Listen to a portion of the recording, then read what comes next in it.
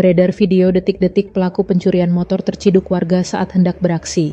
Rekamannya diunggah di Instagram @tkpmedan pada Rabu 5 Maret 2025. Tampak dua pelaku datang berboncengan pakai sepeda motor saat sedang mengendap-endap masuk ke parkiran.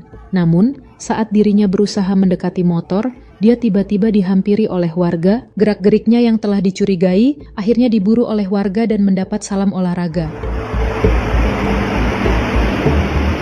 Dalam keterangan unggahan disebutkan pemetik berhasil ditangkap sedangkan rekannya yang menggunakan motor berhasil melarikan diri. Peristiwa ini terjadi di Ring Road Medan. Satu pelaku dikabarkan babak belur.